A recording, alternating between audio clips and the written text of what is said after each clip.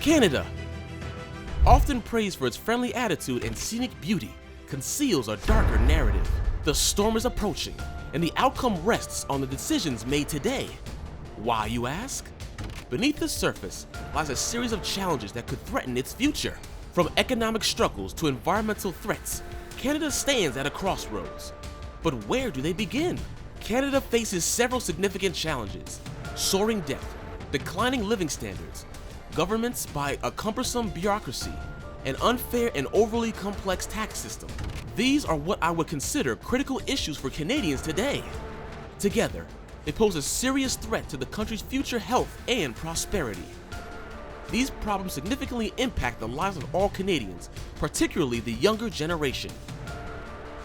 Moreover, these issues are interconnected. Take, for example, the Canadian government pays about 2/3 of what it spends on healthcare every year just for interest on its debt. Imagine if they could use that $27 billion per year to build new hospitals or make sure every Canadian child has a healthy meal at school. But the most important thing is the economy. It affects many parts of Canadians' lives in everything the government does, like supporting the arts and the military, helping seniors, and providing financial support for daycare and child benefits. That is why the government must understand that if the economy doesn't work, nothing else will. At the same time, more and more Canadians think the current economic system doesn't benefit everyone and mostly helps the rich. There is a growing gap between the wealthy and the working class, and people feel like the system is broken, with only a few people gaining more and more money, while the others struggle to adapt to the rising living standard. Because of this, there's a strong desire to create a fairer, more equal, and sustainable society. Although Canada has robust protections for human rights and freedoms, Canadians are angry, worried, and stressed. You can pretty much insert your choice of negative emotion to describe how Canadians are feeling today. Why? For many years, Indigenous people in Canada have faced structural and systematic discrimination, leading to widespread abuses that persist today and maybe in the future. In many Indigenous communities, there is still not enough access to clean and safe drinking water. This is a big public health concern and hampers efforts to uphold Indigenous rights in Canada, a country with abundant water resources. Prime Minister Trudeau's government pledged to end all drinking water advisors on First Nations reserves by 2021. However, as of September 2021, 28 First Nations communities across Canada still had long-term water advisories, indicating that their water is not safe to drink. In July, Canada signed a $14 billion settlement agreement to compensate First Nations children and families who were unnecessarily taken into government care due to a lack of funding for child and family services in Indigenous communities. Now, things are much worse than we think. Remember March 2020? It was a time of uncertainty and fear. People closed down almost everything to stop COVID from spreading.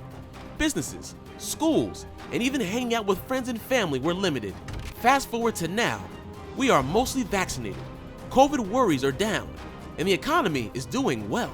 But strangely for Canadians, they are still as worried and upset as before. What happened? The worries about the pandemic have been replaced by other issues. Some, like healthcare, climate change, and an aging population, were problems even before the pandemic. They've come back into focus as the pandemic concerns eased. Since fall 2021, economic worries have shot up.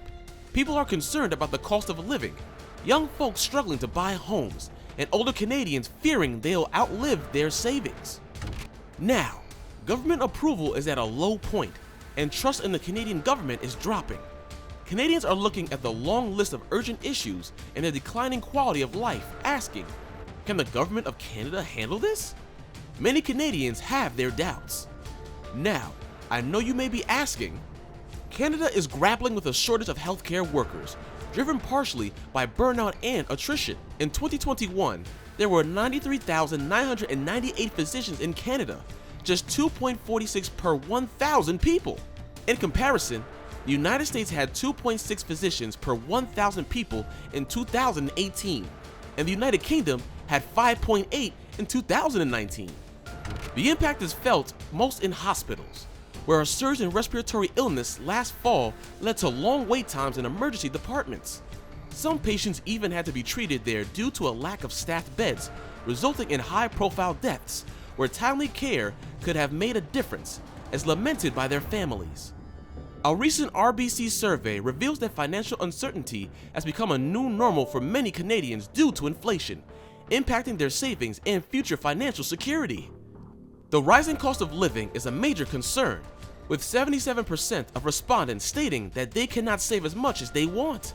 Above half of the participants expressed heightened stress about their finances.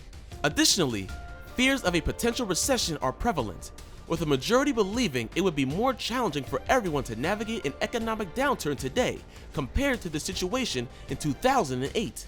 With the recent increase in the Bank of Canada's key interest rate and the year-over-year rise in the average home price, many Canadians are finding it challenging to afford housing. Consequently, some are opting to relocate to countries where the cost of accommodation and essential items is lower.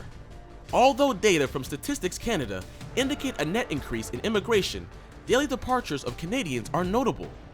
Statistics reveal that approximately one immigrant leaves Canada every 20 minutes, reflecting a steady trend of permanent departures. But really, why go to a foreign country where its own citizens are leaving? Now, did you know that Canada is among the top 10 global greenhouse gas emitters and one of the highest per capita emitters in the world? Yup, you heard that right. Another major problem that's topping up the already unimaginable list. Canada faces criticism for contributing to the climate crisis and impacting human rights globally. Despite the Trudeau government re-election in 2021 and repeated promises to take ambitious actions to reduce greenhouse gas emissions, concerns persist. The government's Emissions Reduction Plan, ERP, released in March, aims to cut emissions by 40 to 45% below 2005 levels by 2030. However, experts argue that these goals are insufficient to meet the Paris Agreement target of limiting global warming to 1.5 degrees Celsius above pre-industrial levels. Canada is a major public financier of fossil fuels among G20 nations, projecting increased oil and gas production until 2050. The oil sands, known for a high carbon intensity, continue to be exploited, including on First Nations lands. This contradicts the government's human rights obligation to implement robust climate mitigation policies. The British Columbia Coroner's Report in June 2022 criticized the inadequate government response during the June 2021 heat dome, resulting in 619 deaths, mostly among older people and those with disabilities. While the province hosted limited engagements with heat-sensitive populations, there's an uncertainty about how recommendations from lived experiences will influence government policy. The July release of BC's climate adaptation strategy includes steps to address heat risks, but lacks discussion on applying these measures to at-risk populations. Canada, with its breathtaking landscapes and diverse communities, is facing critical challenges highlighted by international bodies. If Canada doesn't take decisive action, it risks jeopardizing its future.